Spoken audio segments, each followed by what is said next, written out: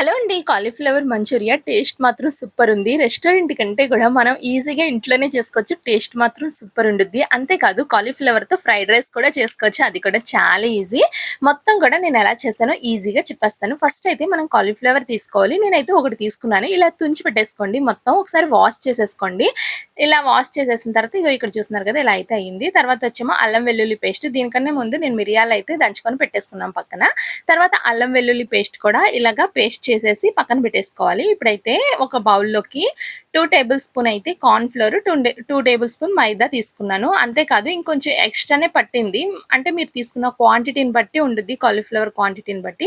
తర్వాత కారం 1 table spoon, half table spoon మిరియాల పౌడర్, అలాగే కొంచెం సాల్ట్, అల్లం వెల్లుల్లి పేస్ట్ కూడా వేసేసుకోండి. 1 టేబుల్ స్పూన్ అయితే వచ్చింది. ఇక్కడ చూస్తున్నట్టుగా ఇలాగ ఫస్ట్ అయితే ఒక స్పూన్‌తో అయితే మిక్స్ చేసేసుకోండి ఈ మొత్తాన్ని. తర్వాత వాటర్ కొద్దిగా వేసేసి మొత్తం కలిపేసుకోండి. ఇలాగ కలిపేసుకున్న తర్వాత నాకు ఇంకా పిండి అయితే సరిపోలేదు. ఇంకొంచెం ఎక్స్‌ట్రానే వేసుకున్నాను. ఎందుకంటే నేను కాలీఫ్లవర్ కొంచెం ఎక్కువ తీసుకున్నాను కాబట్టి దాన్ని బట్టి మీరు వేసుకోండి పిండి ఏం పర్వాలేదు. ఇలాగ కొంచెం వాటర్ వేసుకొని ఈ కన్సిస్టెన్సీ వచ్చే వరకు మనం కలిపేసుకోవడమే. ఇక్కడ చూసారు కదా! మరీ పల్చగా కాదు, అలాగని మరీ చిక్కగా కాదు. ఇలాగైతే కలుపుకోండి. ఒకసారి చేత్తో కలిపేసుకోండి. బాగా మిక్స్ అవుద్ది మొత్తం. తర్వాత వచ్చేమో కాలీఫ్లవర్ మొత్తం కూడా ఇలా వేసేయండి. వేసేసి మొత్తం ఒకసారి కలిపేసుకోండి. అంటే ముక్కలన్నిట్లికి పట్టేలాగా.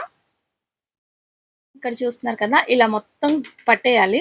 తర్వాత వచ్చేమో మనం ఆయిల్‌లో ఫ్రై చేసుకోవడమే. ఫస్ట్ అయితే కడాయి పెట్టుకొని ఆయిల్ అయితే పెట్టేసుకోండి. మీ చెయ్య అంటే తగిలే అంత వేడి వచ్చిన తర్వాత మనం అవన్నీ వేసేసుకోవడమే. కొద్దిగా వేసుకొని ఫ్రై చేసుకోండి. నేనైతే ఒకేసారి మొత్తం వేసేసాను. దానివల్ల అయితే కొంచెం అంటే మంచిగా ఫ్రై అవ్వవు. అంటే ఒకదానికొకటి అంటికిపోతాయి. అలాగే కొంచెంగా వేసుకొని ఫ్రై చేసుకున్నామనుకో చక్కగా మంచిగా ఫ్రై అవుతాయి. చాలా బావుండుద్ది దీని టేస్ట్ అయితే.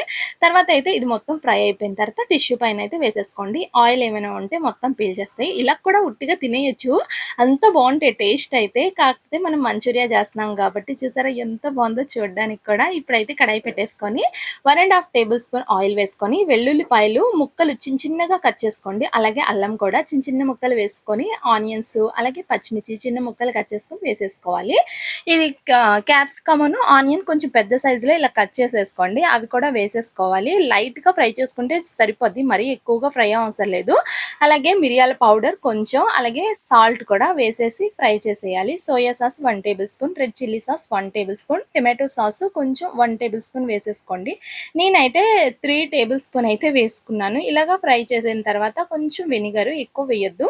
లైట్‌గా వేసేసుకొని ఇలాగా మనం ఫ్రై చేసుకున్న కాలీఫ్లవర్ మొత్తాన్ని కూడా వేసేసి బాగా ఫ్రై చేసేసుకోవాలి. ఫ్రై చేసేసిన తర్వాత కొంచెం ఫైనల్‌గా కొంచెం కొత్తిమీర వేసేసుకొని దించేయడమే. అంటే కలుపుకొని నాకైతే టొమాటో సాస్ ఇంకా సరిపోలేదు అనిపించింది. అందుకని ఇంకొంచెం వేసుకున్నాను. చూసారా ఎంత బాగుందో కదా! టేస్ట్ మాత్రం సూపర్ ఉండిద్ది. ఇప్పుడొచ్చేమో కాలీఫ్లవర్ ఫ్రైడ్ రైస్ ఈ సైజులో అయితే కట్ చేసుకోవాలి. మరి పెద్దగా ఉండకూడదు. ఇక్కడ చూసారు కదా!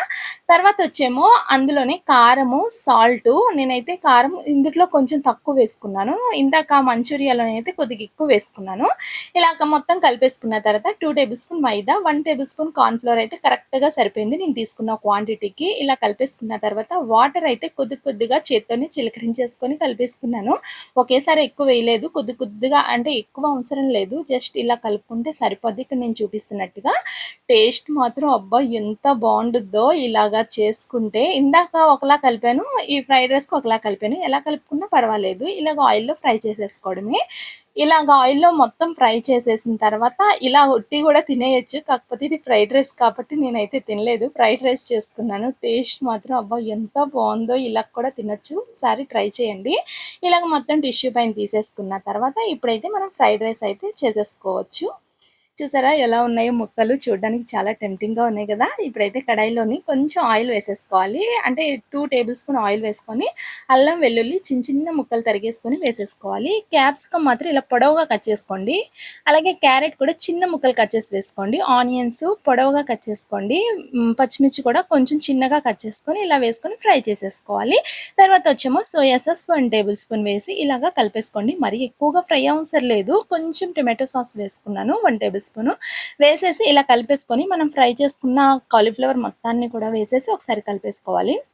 ఇలాగ కలిపేసుకున్న తర్వాత కొంచెం ఫ్రై అయిన తర్వాత మనం రైస్ వచ్చేమో ముందుగానే మనం అన్నం ఎలా వండుకుంటాం అలా వండేసుకొని వేసేసుకోవడమే. అందులోనే సాల్టు టేస్ట్‌కి తగ్గట్టుగా, కారం కూడా హాఫ్ టేబుల్ స్పూన్ వేసుకోండి. పెప్పర్ పౌడర్ కూడా కొద్దిగా వేసుకున్నాను. మరి ఎక్కువ వేయొద్దు. వేసేసుకొని ఇలా ఫ్రై చేసేసుకోవడమే. ఫైనల్‌గా కొంచెం కొత్తిమీర వేసేసుకొని గార్నిష్ కోసం ఇలా కలిపేసుకోవడమే. కావాలి అనుకుంటే మీరు కొంచెం నిమ్మరసం వేసుకోండి. టేస్ట్ మరి కాస్త ఇంకా బావుంటుద్ది. చాలామందికి ఒక్కొక్కళ్ళకి ఒక్కొక్కలా ఇష్టం. అంతే కదా! ఇలాగైతే కలిపేసుకున్న తర్వాత ఫైనల్‌గా తినేయడమే. అసలు ఎంత బావుందో టేస్ట్ అయితే ఫ్రైడ్ రైసు, అలాగే మంచూరియా గూడా. వీడియో నచ్చితే లైక్ చేయండి. మీరు కూడా చేసుకొని తినండి. ఓకే అండి. బాయ్.